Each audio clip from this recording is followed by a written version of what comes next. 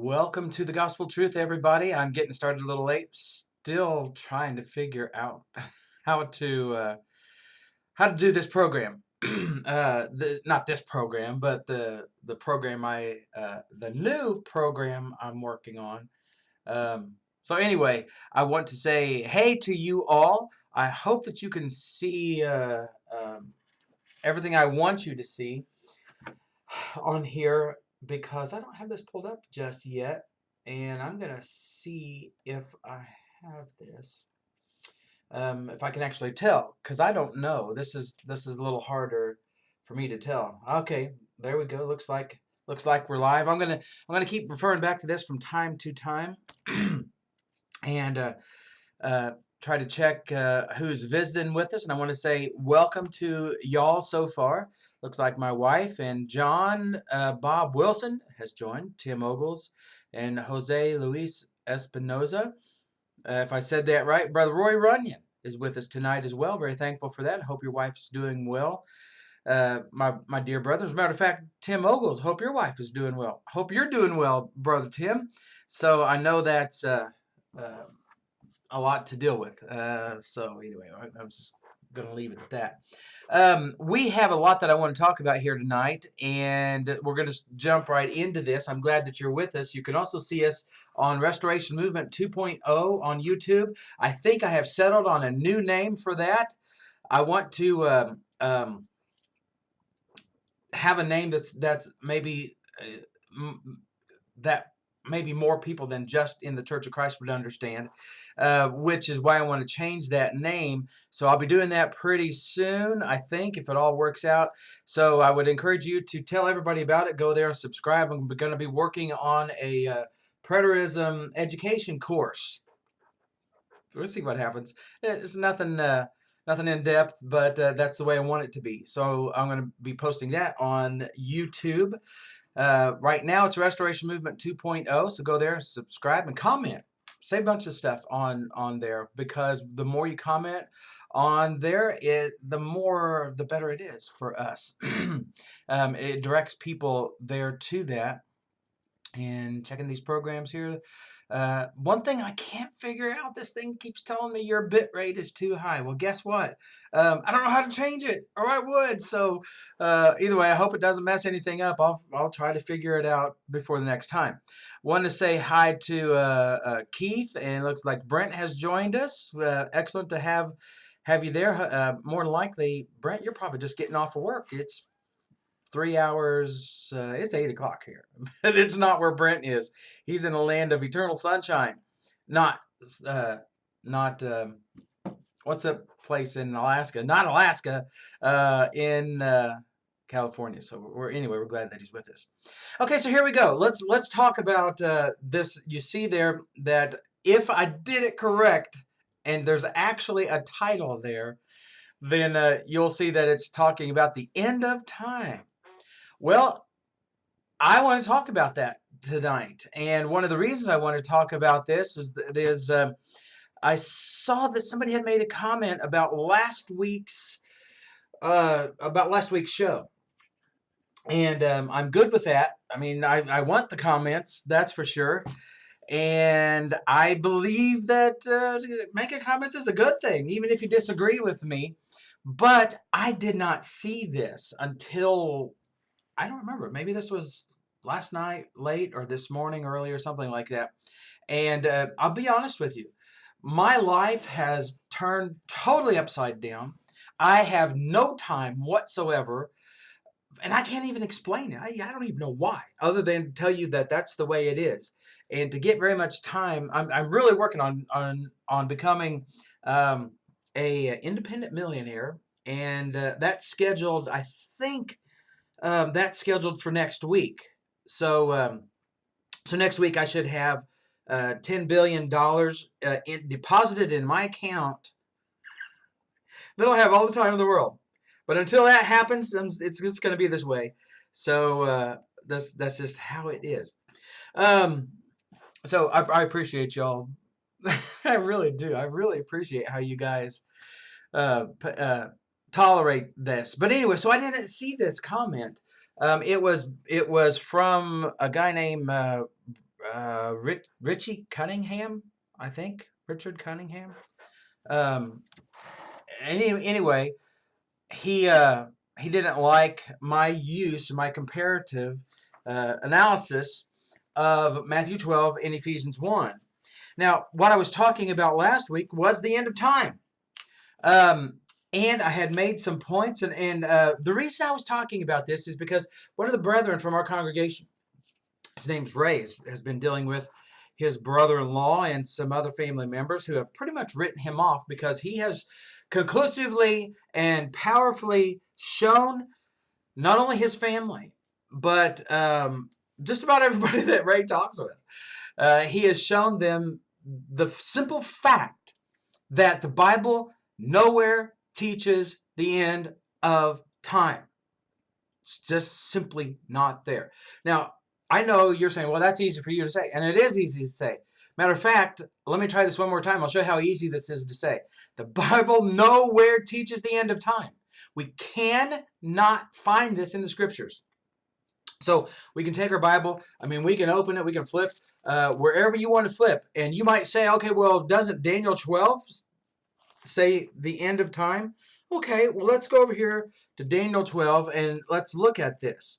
Matter of fact, since I am becoming much more technologically advanced, I'll try to show you this on this program. If I could, guys, you all know me. You all that know me know how I can't do two things at once. People used to make fun of me literally about how I literally can't chew gum and walk at the same time. It's a fact. There's no question about that. I was one of those guys in high school that Jeff Cunningham. I said Richie Cunningham. That's the guy on Happy Days. Yeah, he may not appreciate that too much, but hey, I'll tell you what. Richie Cunningham or Jeff Cunningham. God loves his soul, and so do I. It's just, sometimes it's their attitude that neither one of us appreciates too much. But there you go, for whatever it's worth. Anyway, so I was the guy that made sure before I ever went out in gym, when I get dressed and everything, make sure I didn't have any gum in my mouth. One, I didn't want to be embarrassed, but two, I knew what would happen. So the reason I'm saying that is I'm trying to do this and look at this screen over here and that screen, and then there's a third screen over here, and then I got to try to do my Bible, and I'm getting better, I think. I hope. So does the Bible talk about the end of time? Roy, I thought you might find that funny. There you go. Daniel chapter 12. So in Daniel chapter 12, here we see in verse 11, matter of fact, I said I was going to try to do this. So let me try to do this. So I have to bring up here DAN, Daniel 11. What I need is the New American Standard Bible. Now, so I'm going to pull this up here, and you all might be saying, "Oh, well, no, you can't do that." Oh, that's Daniel 12, Daniel 11, and Daniel 12. You can't do that because only the King James is the right Bible. Really? I'm not going to spend the rest of this program talking about why the King James has as many errors or more than most other translations, but I'm here to tell you. And I know this might really upset some people. But sorry. No, I'm not sorry because it's simply the truth. The King James Bible of 1611 is not an inspired translation. Neither is the New American Standard Bible an inspired translation. Neither is the NIV, which so many people dearly, dearly love. And I'm here to tell you that one's definitely not inspired. You know what the NIV stands for, right? Nearly inspired version. I'm just kidding about that. But, okay, so anyway, I'll get back to this. I want to show you this in the New American Standard because a lot of people will say, oh, the Bible does say the end of time. So here we're going to read this. Oh, wait a minute. I need to transition this. So F11 will just give you the whole screen here. And so I'm going to transition to this, and I'm going to show you what...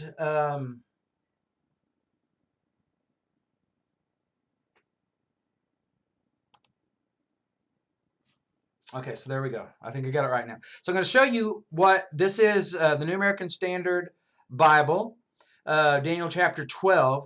And it says here in verse 1 now, so here we're at right here, right? In verse 1. At that time, Michael, the great prince who stands guard over the sons of your people, will arise. And there will be a time, so what's this time he's asking about? A time of distress such as never occurred since there was a nation until that time. And at that time, your people, so he's talking about time. And he gives us, you see, one of the things that I missed for nearly 30 years of Bible study, nearly 30 years of Bible study, was these time statements. And without understanding these time statements, we're not going to be able to get the context of what we're looking at here, like in this scripture here. So let's look at these, because the Bible's full of time. You know, people want to say, well, God can't tell time.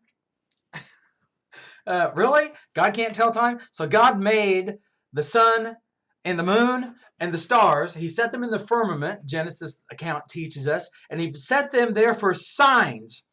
The very first thing he set them there was for signs, and then to keep time. Signs, seasons, and time, in that order. So you're going to tell me God can't tell time, and he doesn't know or can't tell us accurately about time? Guys, he's the one that set all of these things in motion. He knew exactly when everything would take place, from the birth of Jesus to his return. And the very specific moment, I would say, that he knew that. So anyway, so let's keep reading this. Many of those who fall asleep in the dust, here I am right here, if you're following along, in the dust of the ground will awake. These to everlasting life, but others to disgrace and everlasting contempt. Those who have insight will shine brightly like the brightness of the expanse of heaven, and those who lead the many to righteousness like the stars forever and ever. So here's where this gets a little hairy. But as for you, Daniel, conceal these words and seal up the book until the... What? Didn't I just say that the Bible says that it never talks about the end of time? There we go. Try to get over that far. I'm caught against my printer. There it is, the end of time. So the Bible contains the words, the end of time. Now, doesn't it? Well, no. And here's the reason why. Here's the reason why the Bible does not contain the words, the end of time. Actually, well, let me get back over here and try this. So I'm going to look up something else, and so your eyes aren't freaking out on you while I'm doing all this. So we need an interlinear here. Daniel 11. Oh, that's why it came up Daniel 11, because that's what I typed in. Isn't that terrible?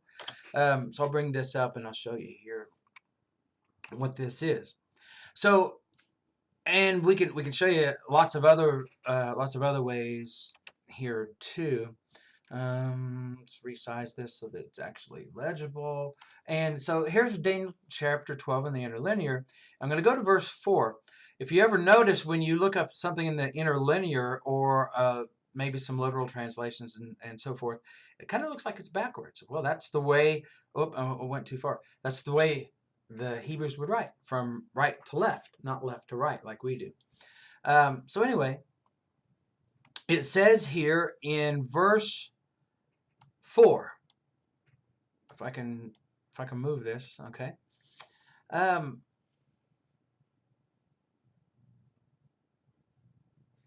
So here we go. I don't think I can highlight it all. So here's verse 4. So if you read Daniel chapter 12, verse 4 in your Bible, it says, for you, Daniel, conceal these words and seal up the book until the end of time. This is the way my New American Standard reads. But notice here, it says the end, the time. Let's try this again. The time, I can't highlight all those things. Okay, so it's the time, if you can see this right here, of the end. Now, that is two different things.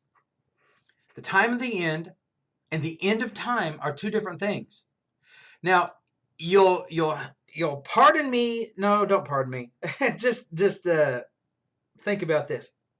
So here, Daniel is told to seal up this book until the time of the end. So what were the things that he was sealing up? Well, what we need to do is go back over here. Let me do this. So let me just pull this up.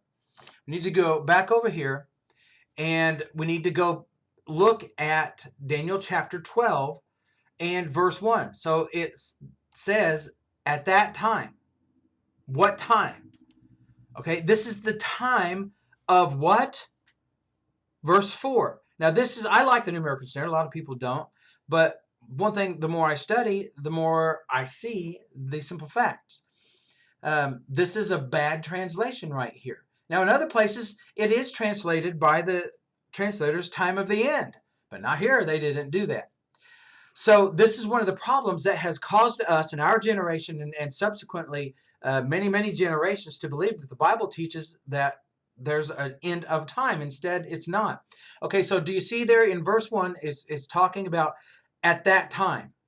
Then in verse 1 also, it says right here about a time of distress. And then he talks about that time, at that time, your people, right here. This is all in verse 1. In verse 1, he's talking about time three different ways. And he says that regarding this time, everyone who's found written in the book will be rescued. Well, written in what book? I don't think I can prove this conclusively, especially just by this passage, but I can illustrate this to you by the understanding of the Jews. And they had a book that was called the Book of Life. It wasn't a midget. Let's try this again. I'm a little tongue-tied. I'm still trying to get over this cold too. Going on 4 weeks with this cold. It's driving me crazy. Okay, so the understanding of the Jews, the popular understanding was that they had this book. It's not magical or mystical. It was the book that they would bring out once a year and read, and whoever was found written in this book had the land rights and so forth. And I know I'm overly simplifying that. Somebody's going to say, well, that's not exactly it. I'm not trying to exegete the whole thing. I'm just giving you an idea here. So he says, whoever's found written in the book will be rescued. And then notice here in verse 2, many of those who sleep in the dust of the ground will awake to everlasting life. Okay, so he says, at this time, that time, the time of distress, and that time that their people are found written in this book are going to be rescued, okay? And some to everlasting life, notice it there, but others to disgrace and everlasting contempt. Okay, here, without question, the writer, Daniel, is prophesying about the resurrection. Those who are asleep in the dust of the ground, these who are dead, awake to everlasting life. Those who are dead, others to disgrace or judgment, everlasting contempt. So, what's Daniel talking about? When does this happen? At the time of the end. Now do you see why? Okay, now do you see why so many translations use this incorrectly? Wait, something's not right here. Oh, I see what I did. Sorry. Okay, we'll fix this. There, that helps a whole lot. Okay, I know you can't see that, but I can. So anyway, so this is why so many people or so many translations translate this incorrectly because when they're looking at chapter 12 and verse 1 and verse 2, they know that this is talking about the end of time. Or they think it's the end of time. So they translate it thusly. Well, there's a real problem with that. So here's what I want to do. Maybe I need to leave that up. Let me pull up a different passage here, and let's look at Matthew chapter 24. And I'm going to use the New American Standard as well in this one. So in Matthew chapter 24, so you can go ahead and turn over there in your paper Bible. You can wait for me to bring it up here on the screen. It's going to read the same way either way, especially if you're looking at the New American Standard. I could get my cursor back over here, and let's go ahead and transition to this, and I'll show you this here.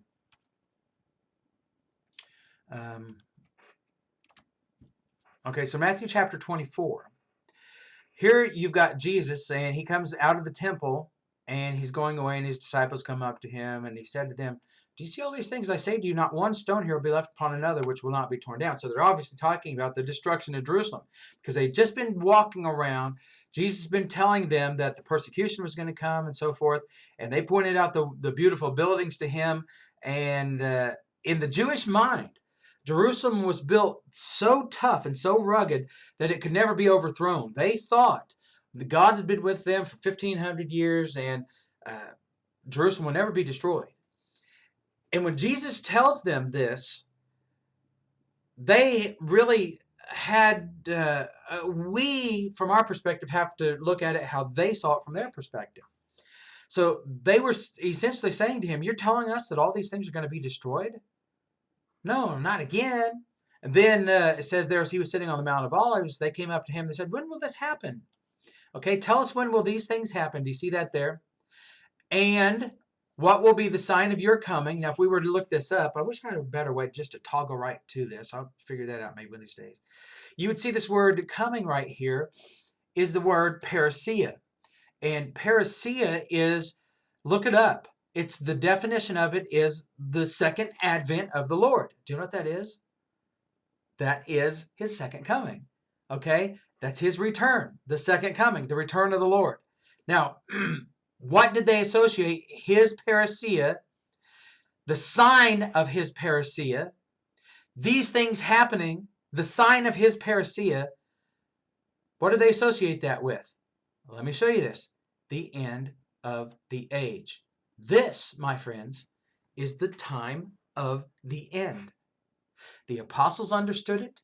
They were Jews. They had been taught this way. This was their education. It was their upbringing. It was their culture. It was their biblical understanding. There is no place in the Bible from Genesis to Revelation that teaches anything other than the end, the time of the end of the age. And this is what they were asking about. Not the end of time. That's crucial. That's critical. So Jesus answered and said to them, and he gives them all these signs, and he says, I want you to tell you that there are going to be people coming. They're going to be misleading you in my name. There'll be false Christ, false miracles, rumors of wars. I mean, just all these things. He says they're going to deliver you up earthquakes, by the way. Kingdom rising against kingdom. Boy, doesn't that sound like the end of time? Well, that's what we've been taught, but it's not what the Bible teaches, but we have been taught that. So he says, but when you see all these things, it's merely the beginning of birth pangs. If you were a Jew, you would understand this idea of birth pangs. And we can look back on it with the benefit of history. And this is the end of this old covenant and the beginning of the new. And this new covenant and this church is being born, and it's birth pangs. Okay, this is labor that the woman is going through, which is pictured in Revelation, among many other places. Verse 9 says, they will deliver you to tribulation. They will kill you. They will be hated by all nations. This is Matthew 24, if you're just joining us. At that time, many will fall away and betray one another and hate one another, and many false prophets will arise, because lawlessness is increased, and most people's love will grow cold. But the one who endures to the end of what? The end of their life? Yeah, maybe. The end of time? No. It can't be the end of time, because remember this, the Bible nowhere uses that phrase. If the end of time was the end all, beat all to Christianity and to God's religion from the beginning of time, if all God was doing was trying to illustrate us that he's going to blow us up at the end of time, wouldn't you think somewhere that God would have said, I want you to know that I'm going to blow up this world. And then comes the end of time. Never even one single time does it say that. So why do we assume that that's what the Bible's talking about? Because we view it, passages like 2 Peter 3, and maybe even this one. Some people, especially dispensationalists, premillennialists, postmillennialists, I guess, just all millennialists,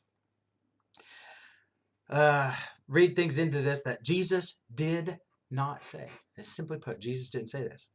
But notice what it says. He says, this gospel, the kingdom, here in verse 14, this is Matthew 24. This gospel of the kingdom will be preached to the whole world as a testimony to all the nations, and then the end will come. See that right there? Okay? He says, then the end will come. Now, just to let you know that Colossians chapter 1 teaches clearly that the gospel was preached to all nations in their lifetime. And it talks about it twice. So we'll not spend a tremendous amount of time illustrating this, but you have to see this. Ready for this? This is Colossians chapter 1, verse 5. Because of the hope laid up for you in heaven, of which you previously heard in the word of truth, the gospel which has come to you, just as in all the world also. Do you see that? So the gospel had been preached in the whole world. And notice here that later on in the first chapter, still in Colossians chapter 1, it says in verse 23, if indeed you continue in the faith firmly established and steadfast, this faith, this gospel is firmly established. He says you continue in this, firmly established and steadfast, and not moved away from the hope of the gospel that you have heard, which was, past tense, proclaimed in all creation under heaven, of which he says, I, Paul, was made a minister. So there's no question that Jesus said, when the gospel of the kingdom is preached in the whole world, then the end will come. What end? Is this the end of time? Well, let's just see. Let's see if the translators got Daniel chapter 12 and what was that, verse 4, I think, if they got it right. Okay? So, by the way, for those of you who remember, I need to switch over here real quick for just a minute, so I can look at my. Why do I keep doing that? Because the cursor has to be right there. There we go. So I need to look at this program here real quick. So for those of you who realize I spilled my drink all over my keyboard. I'm back here looking at some people. So here you've got so Matthew and Brad and Jimmy. Yes, Tanya, I haven't been terribly sleep deprived. Curtis, to see you. Rooster and so many others. I'm just going to have to get back to my point or I'll forget what I was talking about. So just wonderful to see everybody. I see Karen and Trent and looks like I see Shannon. Hey, that is fantastic. Great to see you. Great to see you. I hope all things are well with you. It's been a very, very long time. And actually, my sister is here too. So here's what we're doing. We're illustrating. So now I can go back over here to my actual program once I bring Matthew 24 back up. So let's continue looking at this. We said in Daniel 12, verse 4, my version, New American Standard, there are many others that do this too. Now, I don't remember about the King James. I don't think the King James does this here. I think that's one of the places they got it right, if I remember. And it's too far over there for me to reach, so I can't grab it. But that's my memory anyway. Says the end of time. So is that what this is? Is it the end of time? Well, let's see. We just showed you here, and if you missed my exposition of this, brief as it was, through verse 14 in Matthew 24, you're going to see here that he is talking about Daniel, and he's quoting Daniel. Look at Matthew 24, verse 15. Therefore, when you see the abomination of desolation, this is exactly what Daniel was talking about in that chapter, in other places, which was spoken of So you might think I'm crazy, but it says it was spoken of through Daniel the prophet. So is there any question that Jesus is quoting Daniel's prophecies at the very least, and specifically chapter 12? Well, let's keep reading. So you see this abomination standing in the holy place. Let the reader understand. Now, this phrase here, let the reader understand. This is in parentheses. So it's a parenthetical statement, and you've got Matthew interjecting here his thought. In other words, the reason he does this is because this is standard operating procedure. If you were a Jew and someone came to you and brought to you a, I'm going to turn this off on this computer, or guess what? It'll make noise. If you were a Jew in the first century and someone brought to you this teaching that says, by the way, you're wrong about this prophecy or that prophecy, or about this passage in the Tanakh, or the entirety of the Old Testament scriptures. You know what they did? And this is illustrated in Acts chapter 17. Like the Bereans, they would search the scriptures. They would go back to the scripture. You might think, well, it's talking about the New Testament. But no, the New Testament hadn't been written at this time. They were going back to that Old Covenant, that Old Testament, the Tanakh, and they would look at it and they would see. So when Matthew injects his thought here into this, and he says, just go back and read Daniel. Let the reader understand. Peter did exactly the same thing when he said, I want you, 2 Peter chapter 3, verses 1 and 2. I'm getting ready to tell you some things that you might not think are in the Old Covenant, but go back and read the prophets. Look at that, 2 Peter chapter 3, verses 1 and 2. As a matter of fact, as he began his first letter to those brethren in 1 Peter, he said the same thing. Just go there and look at it. He said, this is what the prophets, these events that are taking place now, are what the prophets foretold for this generation. Paul in 1 Corinthians 10 does exactly the same thing. Look at about verses 1 through 5 or so in 1 Corinthians 10. Paul goes through that, and he says, these are the things that our brethren of old went through that are signals for us today. So the first century brethren understood, because Jesus told them, the apostles were inspired by the Holy Spirit to teach this. So these first century brethren believed and knew and believed that the prophecies of the Old Testament applied to their lifetime. So why do we steal their hope away and think that they apply to us when they don't? Okay, so here it is. Jesus is quoting the abomination of desolation, which is from Daniel. Matthew says, go back and read it. Then he says, when those who are in Judea, they must flee to the mountains. Whoever's on the housetop must not go down and get the things that are in his house. Whoever's in the field must not turn back to get his cloak. Could this be the end of time? Based on those two verses that we just read. If it's the end of time, what difference would it make? If it's the end of time and the world is going to be blown to absolute smithereens, what difference would it make if you get down off your roof or not? If you go back into your house and get your coat? What difference would it make if you're pregnant and those who are nursing babies in those days pray that your flight will not be in the winter or on the Sabbath? This cannot be the end of time. So what is Jesus saying that he's quoting from Daniel? Is Jesus saying that Daniel was talking about the end of time? Or was he talking about the time of the end? Now do you see the difference? Jesus defines for us what the time of the end from Daniel is. And you're going to see when he places this with his time statement. Notice what he says. This again is Matthew 24. Verse 21. For then there will be great tribulation, such as has not occurred since the beginning of the world until now, nor ever will. Did you see that? Let me highlight this. He says there will be this tribulation that has not occurred such as since the beginning of the world until now, nor ever will. Now let me show you something. So just gonna have to live with all my tabs up here because I want to go back to Daniel chapter 12. Ready for this? So in Daniel chapter 12, you've got verse 1. This is what Jesus is quoting. At that time, Michael, the great prince who stands guard over the sons of your people, will arise. There will be a time of distress such as never occurred since there was a nation until that time.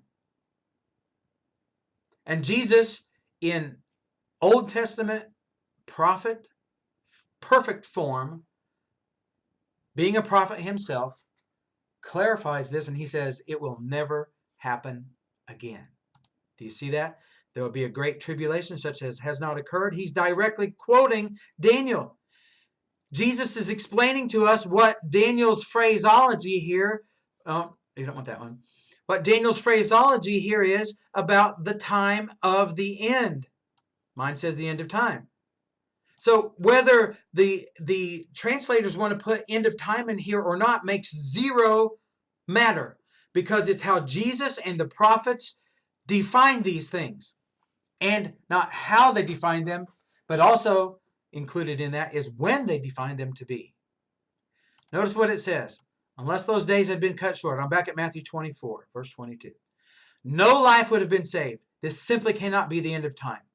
The translators were wrong to make it the end of time in the New American Standard. The ones who quote or translated it correctly, Daniel chapter 12 and verse 4, the time of the end, did it correctly. So we're trying to establish here what is the time of the end, not the end of time. Remember, nowhere in the Bible does the Bible speak of the end of time. Unless those days had been cut short, no life would have been saved. But for the sake of the elect, those days, right there, those days, what days? The time of the end will be cut short. Then if anyone says to you, behold, here's the Christ, or there he is, don't believe him, for false Christs and false prophets will arise and show great signs and wonders so as to mislead, if possible, even the elect. You can't mislead people if they're all dead. This is not the end of time. Jesus is defining this as the time of the end. But the end of what?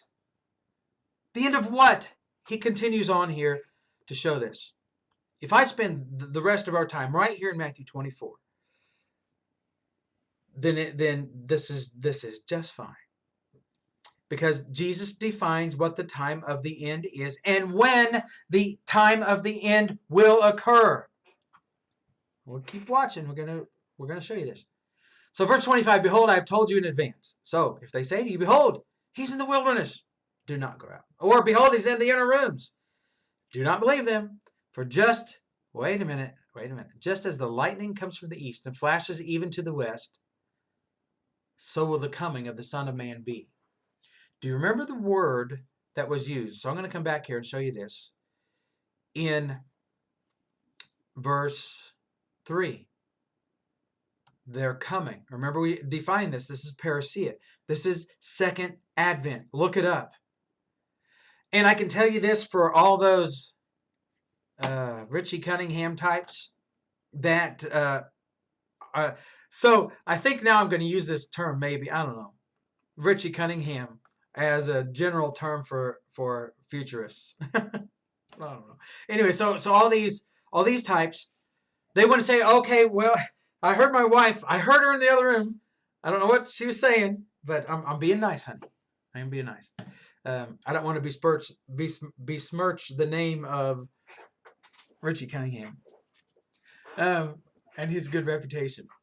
Red, right? It's parousia. Every time it's used in regard to Jesus Christ, it means his second appearing. Every single time. So let's go back here. Did it mean that of Paul? No, Paul had parousias, but it was while he was still alive and before he died. And he certainly wouldn't have a second parousia after he dies. It's not going to happen. But did you notice what it says here? Just as, this is Matthew 24, verse 27. Just as the lightning comes from the east and flashes even to the west, so will the parousia of the Son of Man be at the end of the age. Then he says here, wherever the corpse is, the vultures will gather. This phrase, let's take just a moment here. So he talks about this corpse. So there's a couple ways here that you can look at this. So If you don't like this, then just show me where I'm wrong. I'm open to that. I try to see the comments, but if you want to get me directly, just send me a private message. That way I won't miss it. But either way, wherever the corpse is, the vultures will be gathered together. Now, if we were to look at this, and let me see if I can bring this up here. May not do it. Let's try it this way. Okay, so I'm going to have to shrink this down just a tad. So you can see here this definition of vultures or eagles. Okay, so there's the footnote on this. It could have been translated eagles. Why did they put vultures there? I'll tell you, I'll show you that in just a moment.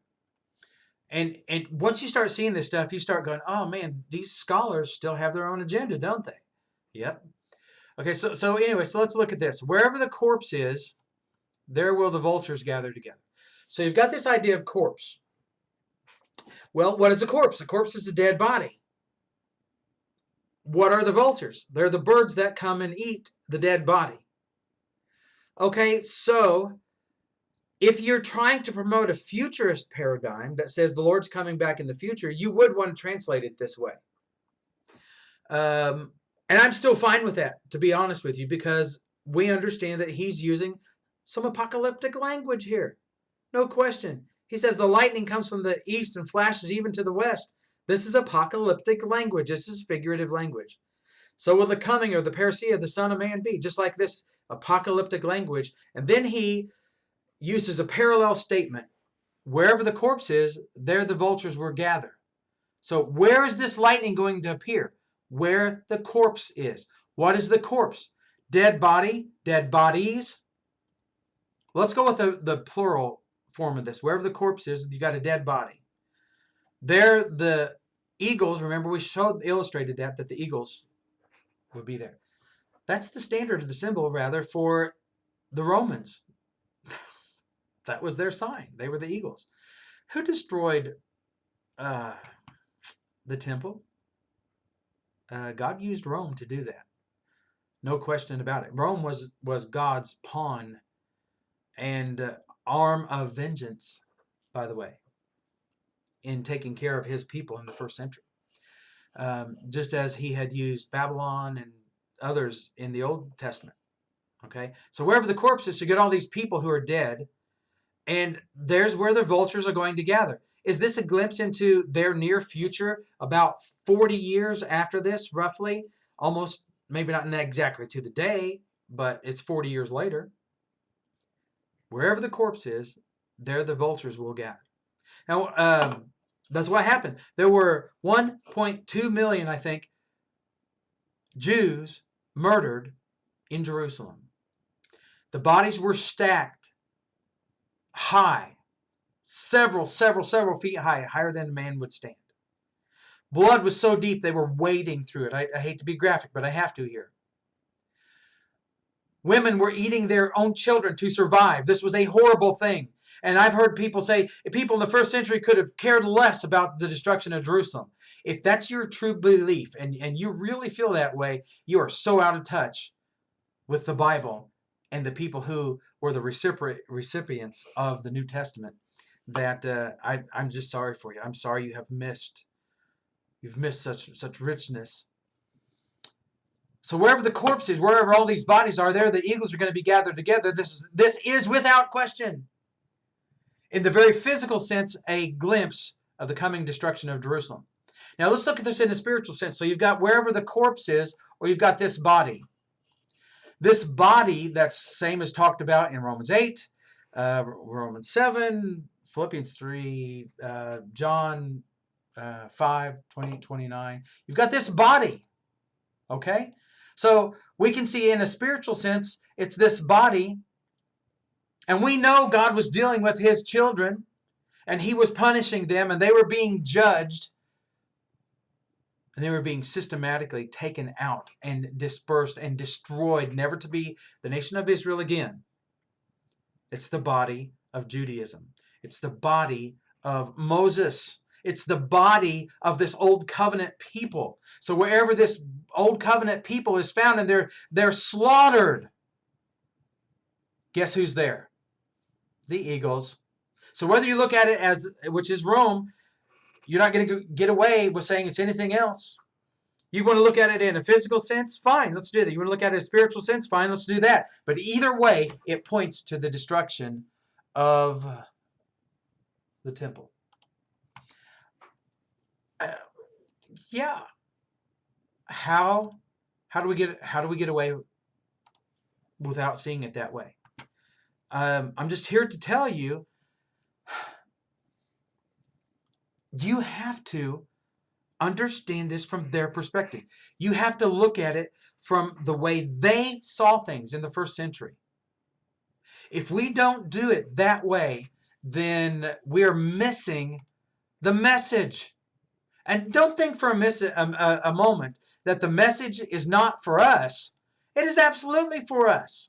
Because if we don't understand that these events took place and were fulfilled exactly the way that Jesus said they would be fulfilled, then we're missing the message of God's word from Genesis to Revelation, because these prophecies were given to be fulfilled at a specific time. And if they weren't fulfilled at specific times, guess what that makes Jesus? Yeah, you know right well what that makes Christ. If these things weren't fulfilled at a specific time, that would make Christ a false prophet, and one that we should not follow. Yeah, I'm a little late on these comments, Roy, but yes, Romans 8:10.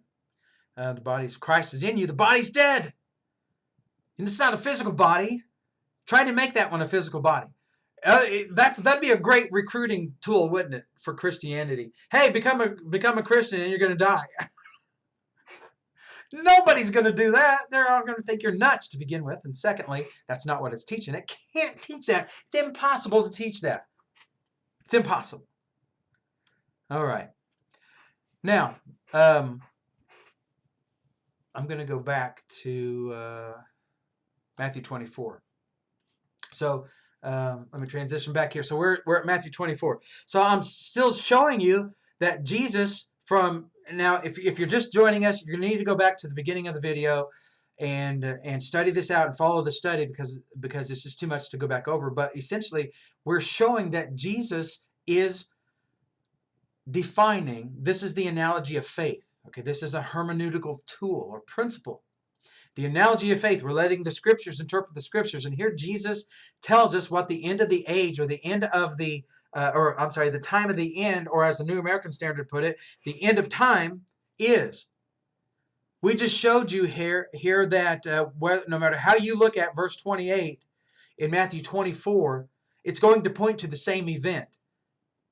Now, let's keep reading, which was the destruction of Jerusalem. So Matthew chapter 24, verse 29. Now tell me, if seeing that the lightning flashes from the east to the west, if that doesn't sound like the end of the world, the traditional teaching about the end of the world, then I don't know what does. But we know and we've seen already that this is not what Matthew 24 is teaching. Matthew 24, just a brief background here.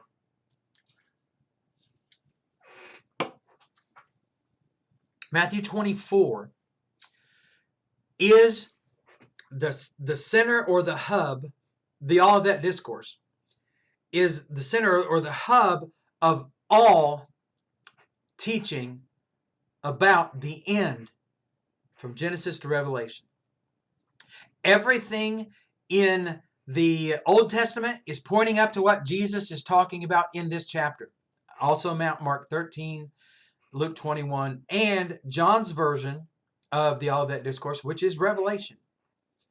And everything in that is pointing, from our perspective, back to its fulfillment. And you're going to see when this was, but I'll just spill the beans. In their generation. And I'm going to show you this. Verse 29, Matthew 24. But immediately after the tribulation, wait a minute, the tribulation of those days, here he is, and you've got him using Daniel's words again. Notice the language here. The sun will be darkened. The moon will not give its light. The stars will fall from the sky. You see here that this is all in caps. That means the New American Standard anyway. That this is a quote from the Tanakh. Even the translators of this Understand, Jesus is referring to the Old Testament. This is no thing that's new, and it shouldn't be, and it hasn't been for 2,000 years. It's just new to a lot of us because our generation was taught all you need is your New Testament. So they just printed New Testaments, and a generation has forgot, many generations actually, has forgotten about the Word of God. It's been hidden from them, right in plain sight. Just, boy, that sounds familiar, doesn't it? Okay, so these stars and the sun and the moon are going to fall from the sky, and the powers of the heavens will be shaken.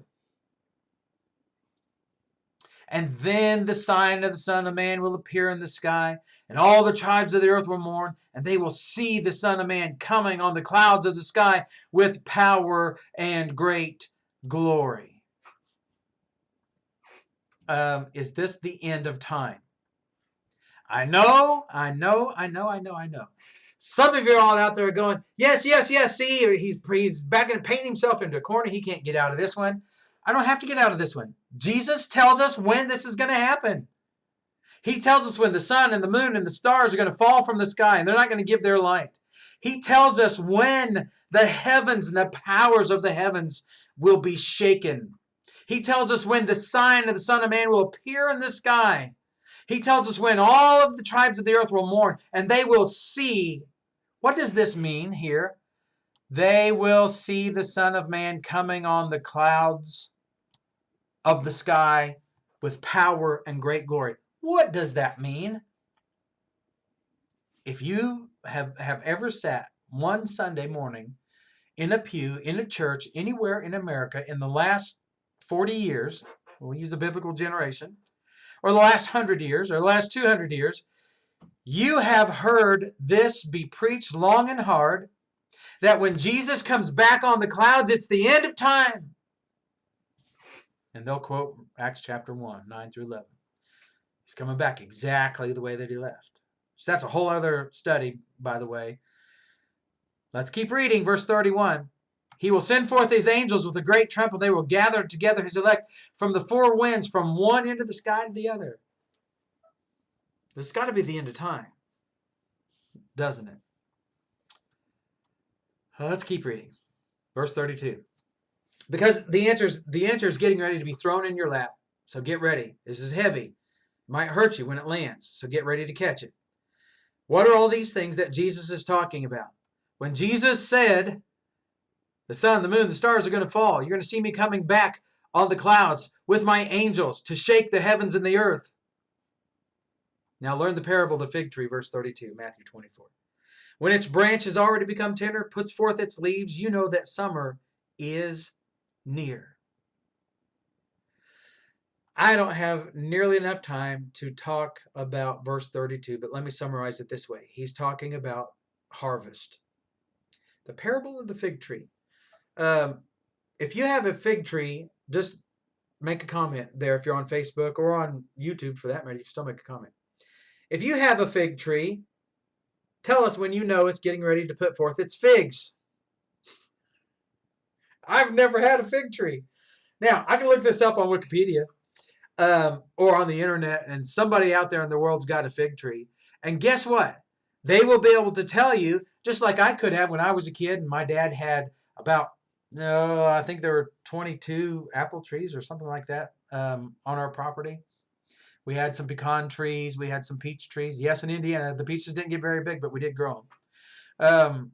We had all these fruit trees. And you could always tell when these things were getting ready to put forth their fruit. This is not a secret. Okay, but these guys would have known what a fig tree was. Does this not illustrate to you audience relevance? Because they knew what a fig tree was. It was where they lived, their time, their generation, their purview. He says, you know, not us today, them 2,000 years ago. You know that summer is near. Now notice this, verse 33. So you too, when you see all these things, who's going to see all what things? What are all of the signs that he just gave them up to this verse? The sun and the moon and the stars will fall from the sky. They're not going to give their light. You'll see me coming on the clouds with my angels. And I'm going to shake the heavens and the earth. Not to mention all the tribulation and everything that's going to happen. Those are the things that who is going to see? You too. Not us. Them. And I'll show you this. You might think I'm crazy. Just hang in there. Recognize that he is near right at the door.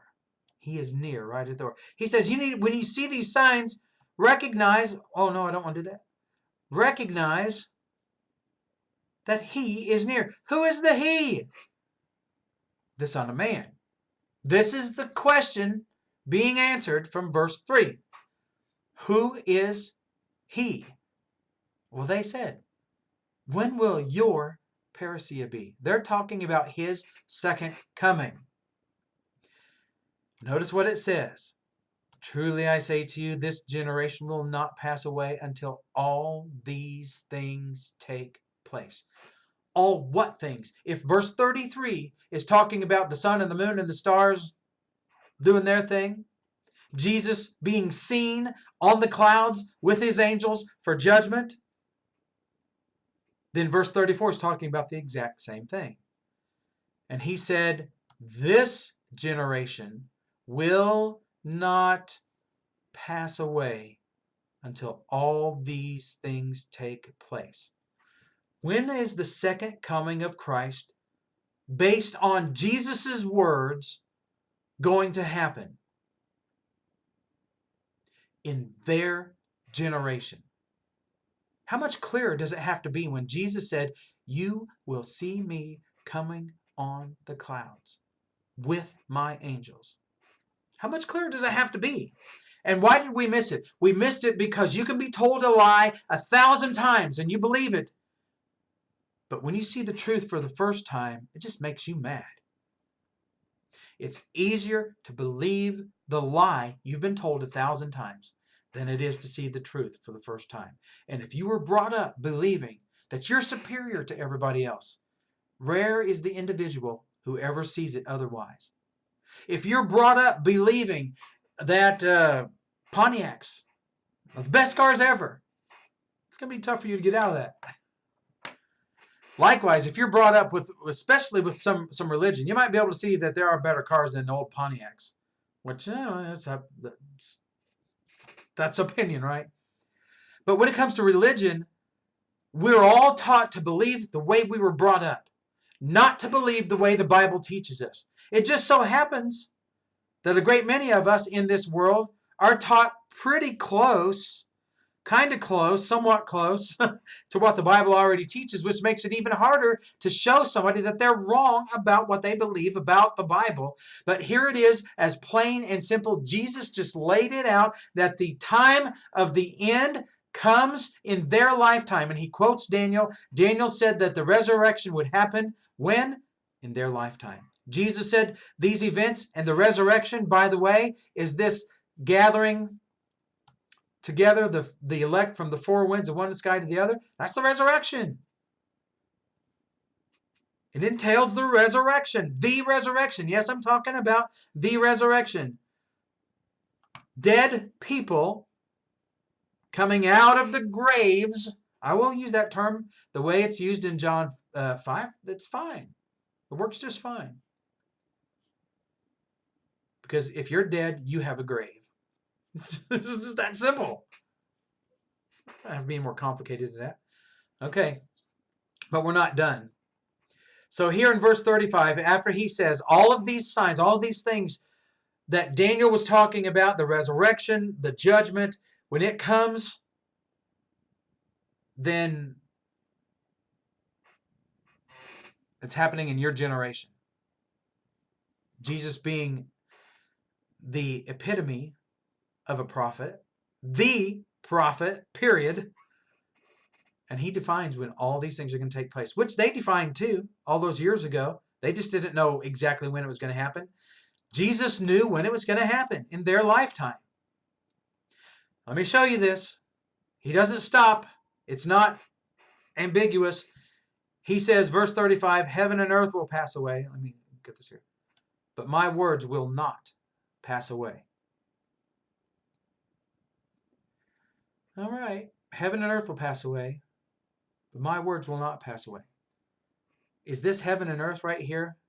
Is this physical? Is this the physical planet, the dirt in the sky? Consider the context of what has been read and said by Jesus up to this point. And he had just said, this generation will not pass away until all these things pass away.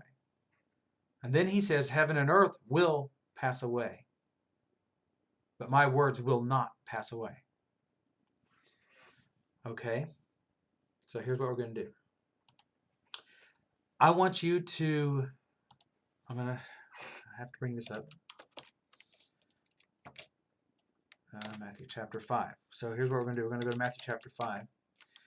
And I want to show you here what Jesus was talking about. So in Matthew chapter 5, we see, let me bring this up here. Let's go back over to this. Matthew chapter 5. We remember this is the Sermon on the Mount. In the section of the Beatitudes, just shortly after this. And notice here in verse 17, Jesus says, this is Matthew 5, verse 17, do not think that I came to abolish the law or the prophets. Okay, what is the law and the prophets? The law and the prophets is the Old Testament. It's the Tanakh. It's when they would use that term, it would refer to everything there. So Jesus said, I didn't come to abolish the law or the prophets. Genesis through Malachi, I didn't come to abolish that. Well, then what did he come to do? Make it better? Make it stronger? Make it be what saves you? No. Here's what he said. Meant, I did not come to abolish, but to fulfill.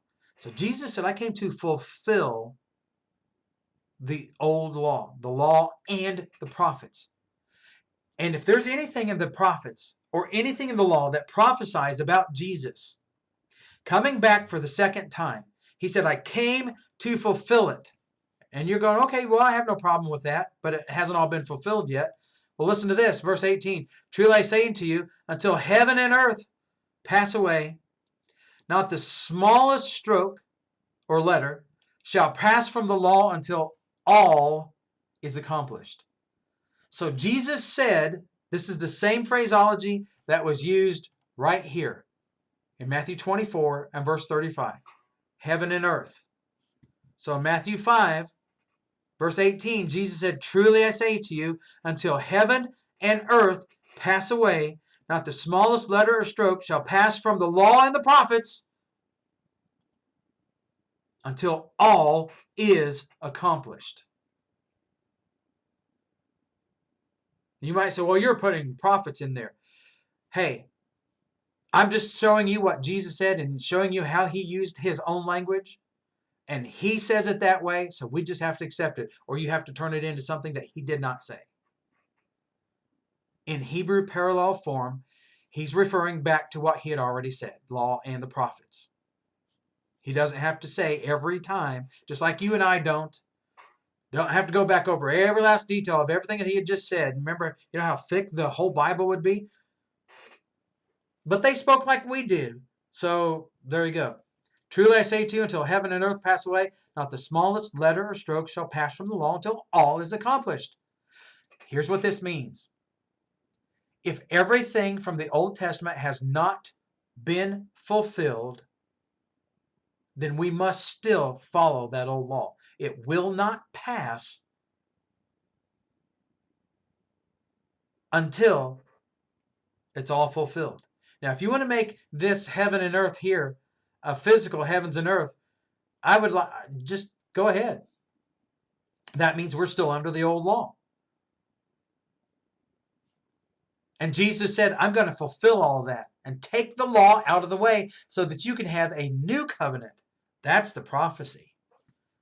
Going back to Matthew 24. Okay, so we'll try to get through verse 41 briefly, because here's what everyone says. But, verse 30, they go to verse 36 and they say, but is a transitional word. You don't believe that any more than you believe Bozo actually has red hair. Well, I guess some of them might have, but not like that. That's not real. And you would never, ever use but all the time as a transition word. And neither does Jesus. Sometimes it is used that way. But does he break the context here? Let's read. But of that day and hour, no one knows. Not even the angels of heaven nor the Son, but the Father alone. We're going to stop right there. There you go. Everything I have said up to this point is just 100% wrong and blasphemous. Or is it? Jesus is the one who says, of that day and hour, no one knows. Not even the angels of heaven, nor the Son, but the Father alone. Now, we read this, 21st century, very poor English, and we say, oh, we got it all figured out. Where's your hermeneutic? Who was this written to? Who was Jesus talking to? What day and hour was he talking about? Do we have to go back to Daniel chapter 12 and show you of that time and that day? Now, Daniel chapter 12, at that time, right? A time of distress. This is still in context of Matthew 24. Jesus was quoting it. At that time, this time of distress. It never happened again. And until that time, he's talking about this time when Jerusalem is destroyed. How do we know it's Jerusalem is destroyed? Okay, this is Daniel chapter 12. Daniel's there, and these two men are standing on the banks of the river. They say, when will these things take place? I heard the man dressed in linen, who was above the waters of the rivers, raised his right hand and left toward heaven, and swore by him who lives forever that it would be for a time, times, and half a time. So these times are determined. When are these things going to happen? I meant to highlight this. How long will it be until the end of these wonders? The resurrection, the coming of the Lord, the return of the Lord. The gospel going forth. That's the context of 1 through 4. The book being sealed up and then opened up, which Revelation teaches us, hey, open the book. And when did he say this would be? Time, times, and half times? That's 42 is what that number comes out to be. But if you don't understand that, it doesn't matter. Jerusalem was laid siege for about 42 months. And as soon as they finish shattering the power of the holy people, all these things will be completed. What was the power of the holy people? It was the law of Moses. Jesus said, I didn't come to abolish the law of the prophets. I came to fulfill it. Jesus came to fulfill the law, to take it out of the way. That would happen at the time of the end, not the end of time. Everything spoken in the law of Moses must come to pass. Otherwise, it's not all accomplished. Every letter, I didn't mean to do that. Every jot or letter or tittle, stroke, he says, not the smallest one will pass from the law until it's all accomplished. If it all hasn't been accomplished, then we're still under it. Verse 19. Oh, no, sorry. We're going back here. So I'm not going to make any arguments about the Greek word for but I will tell you this, that oftentimes it goes unexpressed because they understand that it's not a transition word. Look it up. That's what they say. Oftentimes it goes unexpressed in the English because it's not a transition. For the coming of the Son of Man will be just like in the days of Noah. For in those days before the flood, they were eating and drinking, marrying and giving in marriage until the day that Noah entered the ark. They did not understand until the flood came and took them all away. So it will be with the coming of the Son of Man. I'm almost done with this. So hang in there with me just a few more minutes. He tells us what this means. If nobody knows and Jesus didn't know, then there's no way he could have spoken the words in verses 37, 38, and 39. But Jesus here says the coming of the Son of Man will be just like in the days of Noah. Now, if we go back to the Genesis account, and we were to maybe start in the 5th chapter and so forth, and pull out some of these points, I'm not going to do all of that, but I'm going to show you a few things here. I'll just go back over here to this for just a moment. Okay? So, in Genesis chapter 7, it says, the Bible says, the Lord said to Noah, enter the ark, and you and your household, for you alone I have seen to be righteous before me in this time. Take these animals, so on. Verse 4, for after 7 more days I will send rain upon the earth, 40 days and 40 nights. And I will blot out the face, from the face of the land, every living thing that I have made. Jesus said, when we go back over here, and we're looking at the coming of the Son of Man will be just like in the days of Noah. Did Noah know when the world would be destroyed? Yes, he knew in 7 days. The rain was going to come. Did he know the specific hour on that day? Nope. So the 7th day morning comes and Noah says, hey family, we're here in this boat. We've been here for 7 days. This is the day. I don't know. And Shem looks at him and says, Daddy, when? If he called him Daddy, I don't know. When's it going to happen? I'm scared. And he says, son, I don't know. But the Lord said it would happen today, so you can rest assured it's going to happen today. And just about that time, maybe. I don't know exactly how it happened. But Jesus said, it's going to be just like in the days of Noah. Look at this again. He says, just as in those days before the flood, they were eating and drinking, marrying and giving in marriage, until the day Noah entered the ark. He's quoting Genesis chapter 7. They did not understand until the flood came and took them away. Who did the flood take away? The flood took away everybody on the face of the planet, including Noah and his family. Oh, there you go. No, John, you've just flipped. Look at it. It killed everybody, took them away. But it also took away Noah and his family to salvation. So the same flood that destroyed also saved. Those same waters that killed also saved. And this is the same illustration today. And Peter even says that, 1 Peter 3:21. The like figure whereunto regarding Noah, baptism doth also now save us. Let's go back here. Let's look at this. So will the coming of the Son of Man be. There will be 2 men in the field. One will be taken and one will be left. 2 women grinding at the mill. One will be taken and one will be left.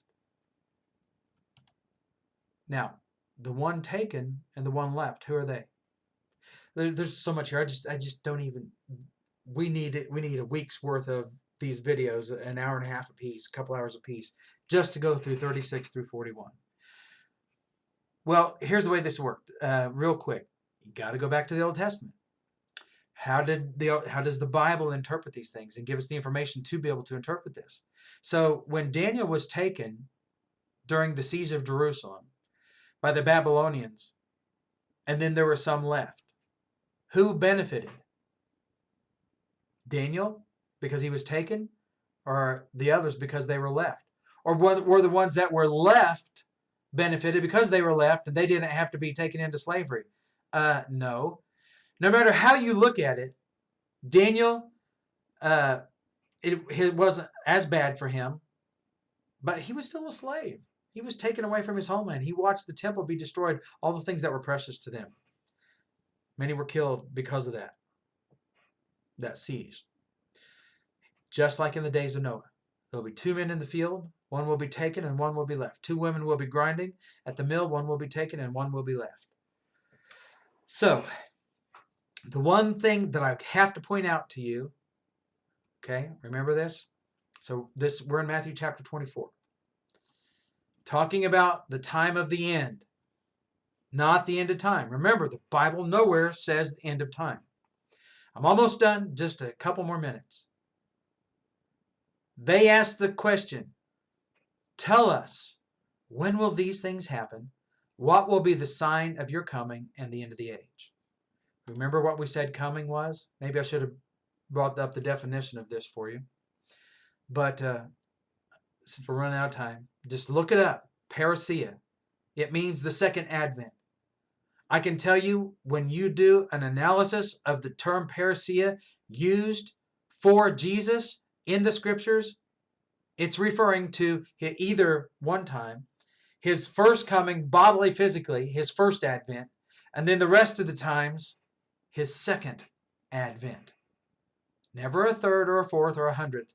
It's always his second coming, his second advent, his second parousia, always. So they wanted to know, when will your parousia be, your second coming?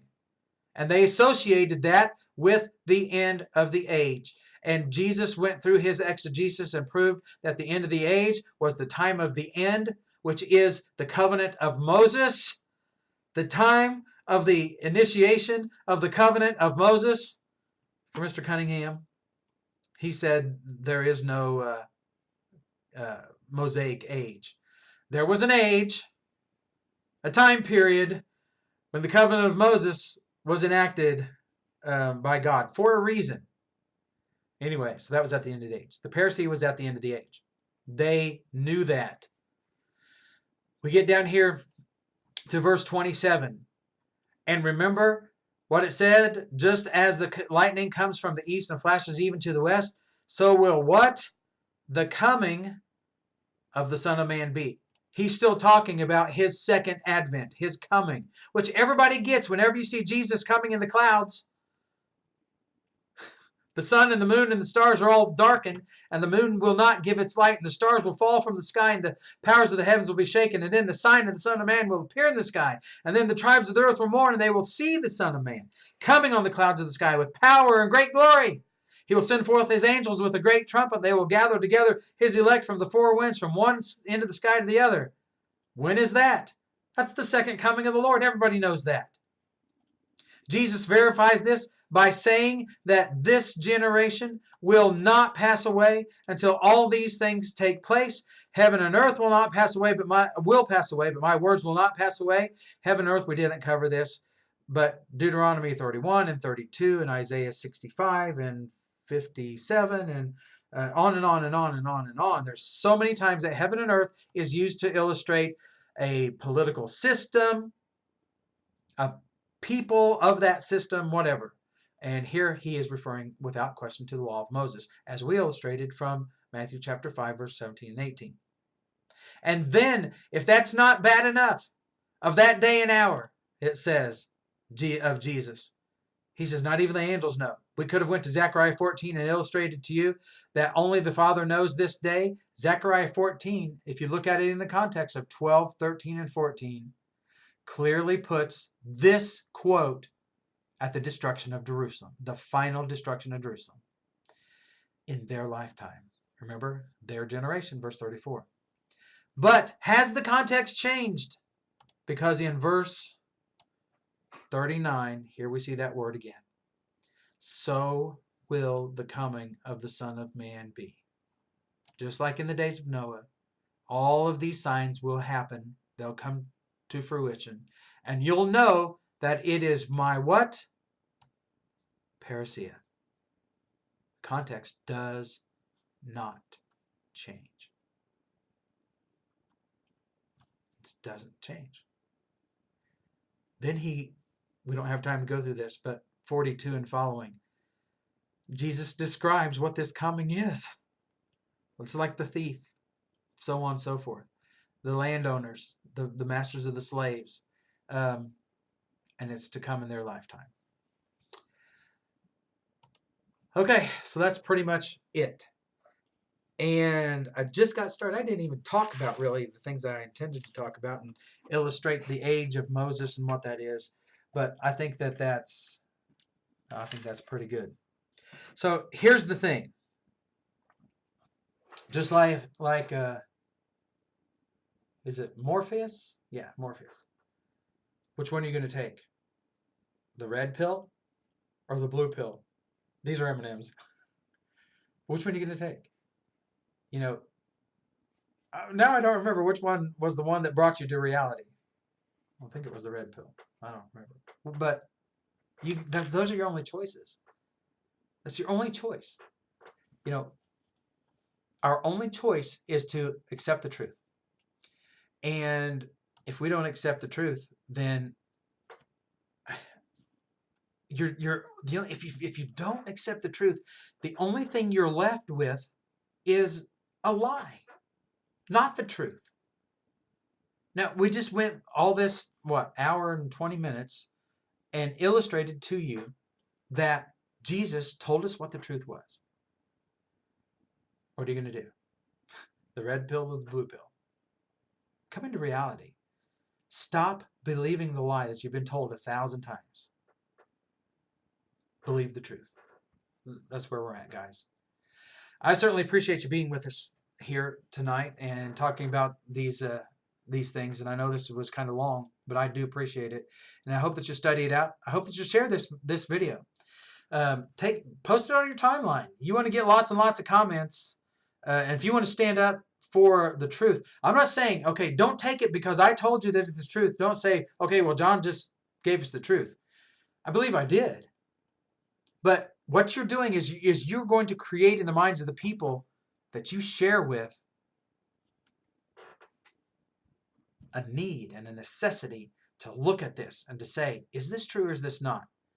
And thereby defending Jesus. That's what this is all about, whether it's with me or with you. Hey guys, this is what we're about. Okay, so I'm done for the night. I'm going to wrap this up. Thank you so much for watching here tonight.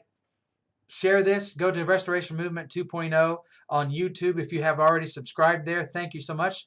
Please continue and go over there and subscribe to Restoration Movement 2.0 and be advised in the next week or two or so, if everything goes the way I think and I can verify all this, I'm going to change the name of that. Then I'm really going to try to work on that and developing a website and so forth that I think will be very beneficial to the kingdom. So get in at the ground level of this. Thank you so much. I love each and every one of you, and I love your soul, and I have no animosity towards any man, no matter how they feel about me. I just want to see everybody safe, and that's what this is all about, and you've heard that tonight. So outside of that, we're going to sign off. We will see you next time, and just keep on studying. It's a wonderful, wonderful thing for us to do, and it is given to us so that we can know. We'll see you next week at 8 o'clock.